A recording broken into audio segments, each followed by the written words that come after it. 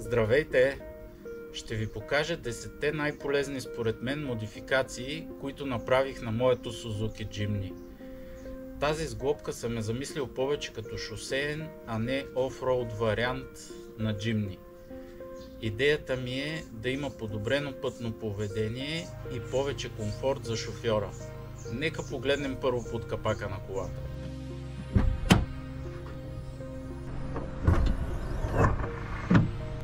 Амортисьори за предния капак. Амортисьорите отварят капака и го държат вдигнат, без да се използва фабричната щека. Топлоизолация за предния капак. Изолацията намалява нагряването на повърхността на капака и пази боята.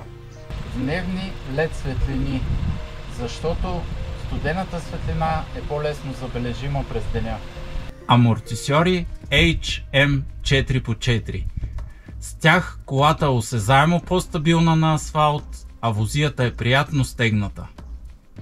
По-къса антена, просто защото оригиналната опира в гаражната ми врата. Не че Jimny е високо, а вратата ми е ниска. Хайде да погледнем и вътре.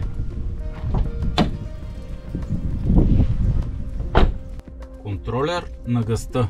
Контролерът прави колата значително по-рязка, усеща се ритника на двигателя и чувствително намалява времето за реакция на двигателя.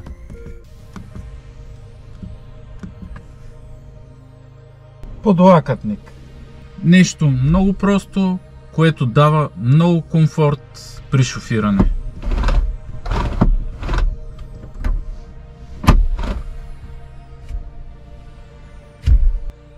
Органайзер за вещи над таблото. Удобно е да има къде да оставиш нещо малко, примерно очила и ключове. Освен това, може да се използва и като стойка за телефона при навигация.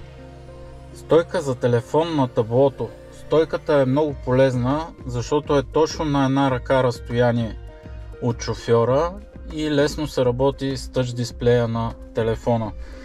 Примерно докато чакам на някой светофар или в задръстването мога да ползвам телефона. Преместване на шофьорската седалка назад. Подобрение тип направи си сам. Стоманена шина, аглошлайф, бормашина и седалката се премества с 8 см назад за повече място на водача. Топ 10 модификации, които направих на моето Suzuki Jimny. Това е край, до нови срещи на моето